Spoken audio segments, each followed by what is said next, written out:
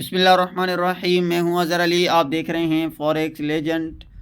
तो फ्रेंड्स, आज की 6 क्लास होने वाली है चार्ट पैटर्न के हवाले से। तो आज की जो वीडियो में आप दोस्तों को चार्ट पैटर्न सीखने को मिलता है, ये बहुत ही बड़ा फेमस चार्ट पैटर्न है। आप दोस्तों ने काफ़ी बार सुना तो होगा, जिसका नाम है हेड एंड शोल्डर।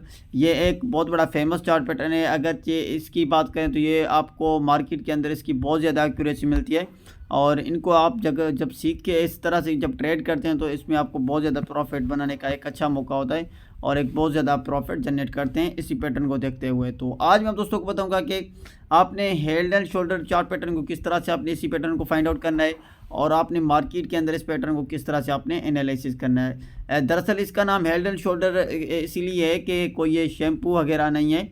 ये आप दोस्त देख सकते हैं कि इंसान जिस तरह से इंसान के लेफ़्ट बाजू होता है, ये इसका लेफ़्ट शोल्डर, ये इसका राइट शोल्डर, तो और बीच में क्या होता है, एक हेड होता है। तो इसी तरह इसका नाम जो पैटर्न का रखा गया है वो एक हेड एंड शोल्डर रखा गया है। तो आज मैं आप दोस्तों को बताऊंगा कि अगर चाहे आपने इसी पैटर्न को देखते हुए जब आपने ट्रेड करनी है तो आपने किस जगह के ऊपर आपने ट्रेड करनी है, इसके ब्रेकआउट होने के बाद आपने कहाँ पे एंट्री लेनी है, और आपने इसी पैटर्न को किस तरह से आपने फाइंड आउट करना है, और आपने अपना टारगेट किस तरह से इसमें आपने रखना है। तो सारी चीज़ें इसी वीडियो में आप दोस्तों को सीखने को मिलेंगी, और ये वीडियो आप दोस्तों के लिए बहुत ज़्यादा इंपॉर्टेंट होने वाली है, और ये वीडियो आप दोस्तों को बहुत कुछ सीखने को इसी वीडियो में आप दोस्तों को मिल सकता है। तो चलते हैं हम अपने वीडियो की तरफ। अगर आप दोस्त चैनल पे न्यू हैं, चैनल को सब्सक्राइब नहीं किया तो चैनल को सब्सक्राइब कर लें, और बेल आइकन को प्रेस करें ताकि हर आने वाली वीडियोज़ आप दोस्तों से मिस ना हो सके।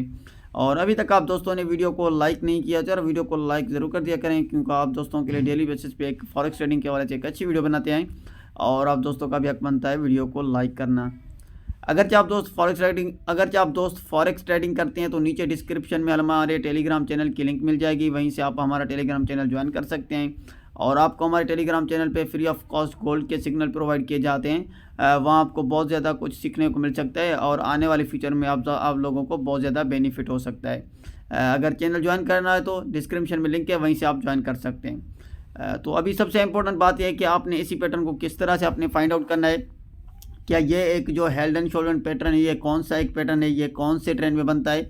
सबसे इंपॉर्टेंट बात यह है कि जब इस तरह का आप दोस्तों को पैटर्न बनता हुआ दिखेगा तो ये एक हमेशा आप दोस्तों को एक मार्केट का जो ट्रेंड होगा वो एक अप ट्रेंड होगा। आपको ये हमेशा एक अप ट्रेंड में बनता हुआ दिखेगा, क्योंकि दरअसल ये एक ट्रेंड रिवर्सल चार्ट पैटर्न है। क्योंकि मार्केट एक ऑलरेडी एक जो ट्रेंड होता है मार्केट का इसी पैटर्न के दरमियान, तो वो मार्केट का जो ट्रेंड होता है वो एक अप ट्रेंड ही होता है। तो अगर चाहिए आप दोस्तों को अप ट्रेंड में एक बनता हुआ दिखेगा तो आपने इसको किस तरह से फाइंड आउट करना है। तो यहाँ पे मैं आप दोस्तों को सारी चीज़ अभी यहाँ पे सिखाने वाला हूँ कि आपने इस पैटर्न को किस तरह से फाइंड आउट करना है।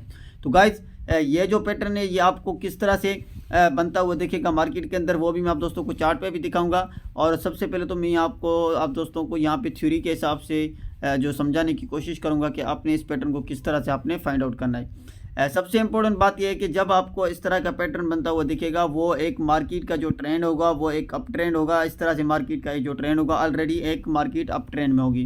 तो आप देखें, जैसे ही मार्केट का यहाँ से जो एक ट्रेंड है वो एक अप ट्रेंड है, तो यहाँ पे आके इसको क्या मिलती है, फर्स्ट इसको एक रेजिस्टेंस मिलता है। यहाँ पे इसने जो एक रेजिस्टेंस लिया है, ठीक है। तो उसके बाद क्या हुआ कि मार्केट का जो एक ट्रेंड था, एक मार्केट एक कंटिन्यू एक अप ट्रेंड में थी, तो यहाँ पे आके मार्केट को एक रेजिस्टेंस मिला।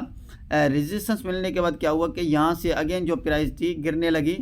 गिरने के बाद क्या हुआ कि उसने एक सपोर्ट ली यहाँ पे, ठीक है, उसने यहाँ पे एक सपोर्ट ली, और सपोर्ट लेने के बाद क्या हुआ तो उसने ये जो एक रेजिस्टेंस था, तो जो ऑलरेडी मार्केट के अंदर एक मार्केट ने अपना एक टारगेट एक हाई लगाया था यहाँ पे, तो मार्केट जैसे इसी सपोर्ट के पास है, यहाँ पे सपोर्ट लेने के बाद क्या हुआ, तो यहाँ पे जैसे ही बायर्स एंटर हुए अगेन इसी सपोर्ट के पास, तो मार्केट अगेन अप ट्रेंड में मार्केट की प्राइस बढ़ने लगी। तो इसी रेजिस्टेंस को मार्केट ने क्या किया, एक ब्रेकआउट कर दिया।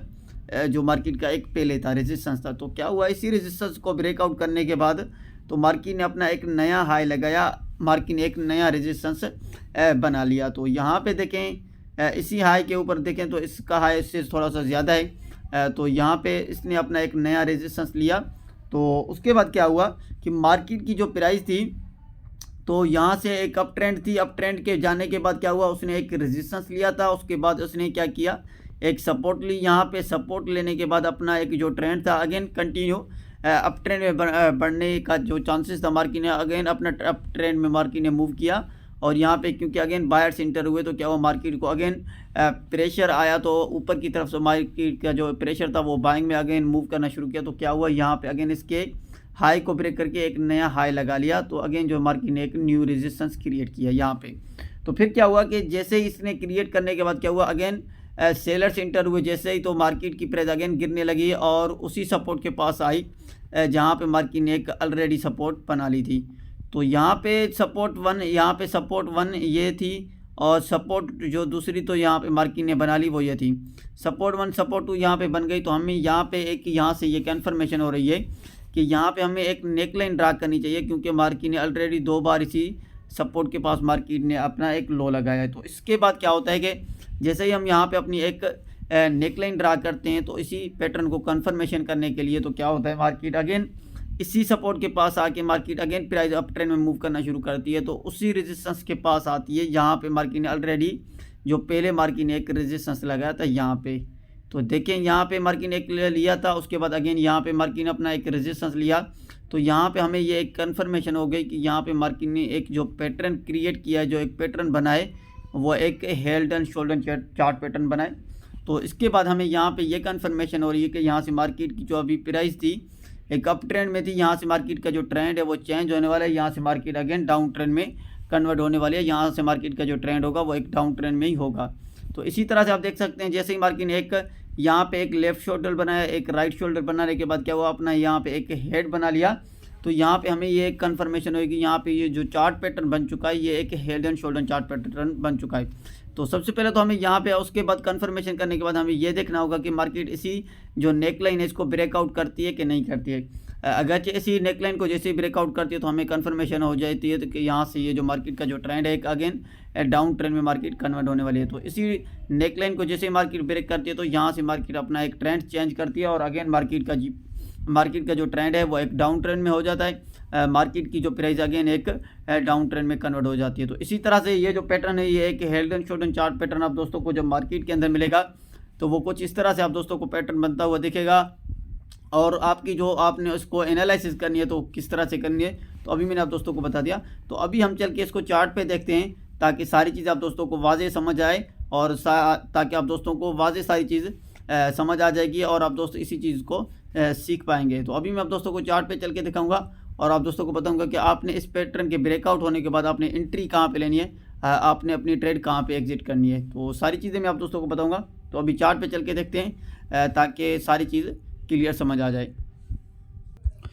तो अभी हम चार्ट के ऊपर आ गए हैं। तो अभी यहाँ पे आप देख सकते हैं कि मार्केट का जो एक ट्रेंड है वो एक कंटिन्यू एक अप ट्रेंड में थी मार्केट, और यहाँ पे जो फर्स्ट मार्केट ने एक अपना एक हाई लगाया था जो यहाँ से मार्केट के अंदर जो आप दोस्तों को एक रेजिस्टेंस मिल रहा है। तो यहाँ पे फर्स्ट जो मार्केट ने एक शोल्डर क्रिएट किया, उसके बाद क्या हुआ, उसकी प्राइस अगेन नीचे की तरफ मार्केट ने एक मूव किया था, उसके बाद अपना एक हाई लगाया जो मार्केट ने अपना एक हेड क्रिएट किया, उसके बाद अगेन प्राइस डाउन ट्रेंड में मूव किया। तो इसी सपोर्ट के पास इसी का पास आई, इसी सपोर्ट के पास जहाँ पे मार्केट ने ऑलरेडी एक पहले सपोर्ट ली थी।